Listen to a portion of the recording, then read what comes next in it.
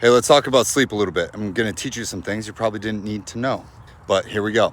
So most people don't get enough sleep. That shouldn't be a shock for you at all. But sleep happens in 3 distinct cycles that you should know about. I think everyone should know about. There's a great book on this called Why We Sleep, but let's talk about REM sleep. REM sleep stands for rapid eye movement. And during rapid eye movement, your eyes dart back and forth. Because your anatomy and your physiology hasn't changed since the caveman days, your body needs 4 distinct REM sleep cycles for when you sleep. The first one is 10 minutes, the second one is 20 minutes, the next one is 30 minutes, and the last one is an hour. You need about 90 minutes to 2 hours of REM sleep per night.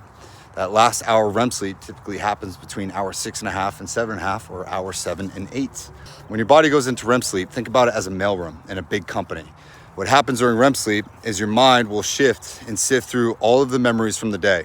Your short-term memories, your long-term memories, your trauma, your failure. Your mind is trying to make sense of certain things and deliver it to certain parts of your mind that tell your body and your mind, hey, we need to keep on to this. We need to hold on to this. This is something we need to know. This is something we need for the short term, or this is junk mail. Let's throw it out.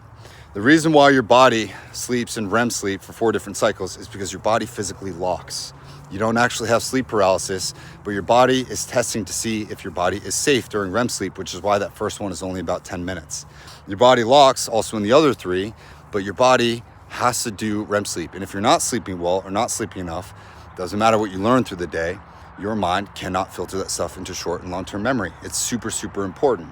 Now, light sleep is what your body shifts into when it's going from REM sleep into deep sleep. It can't just go from REM sleep to deep sleep because deep sleep is like the highway construction crews that go out at night to fix the roads. Whenever you go to the gym or as you just walk around, you're obviously tearing muscles. You're using your muscles. When these construction crews go out in the middle of the night to repair the roads, the same thing happens to your muscles. It's an all hands on deck thing. And if you don't sleep well, that's why you're sore. That's why you're lethargic. And that's why your muscles don't really grow back the right way because you're not focused on recovery. It doesn't matter if you go to the gym every single day for 2 hours. If you're not focused on recovery, where your muscles actually grow, they won't grow. Your body won't improve, and you will lead yourself to injury. Light sleep is just the transference in between the other 2 things, which are vastly important. And I recommend to all my clients that they start tracking their sleep either with a Garmin or an Oura Ring or anything else, right? Apple Watch is fine too, but you should be tracking your sleep, understanding how much sleep you get. That is really, really important. Figuring out your chronotype based upon your sleep habits is also really good. My sleep habits, my chronotype, my Oura Ring tells me that I'm a morning person. And if I get up and I do the hardest things that I need to do for that day, that typically sets me up for success. When you have data about your sleep, you can optimize your schedule and you can become a better person. When you learn more about this kind of stuff, you become a more educated person, and then you can figure out what to supplement with.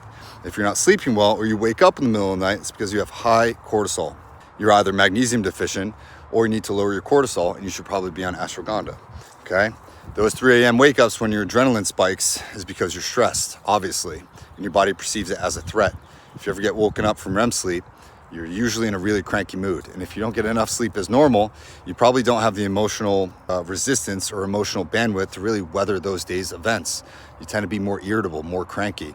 You have to focus on sleep. Everything that you do surrounds sleep. You do it every single day, so you should probably also learn about it.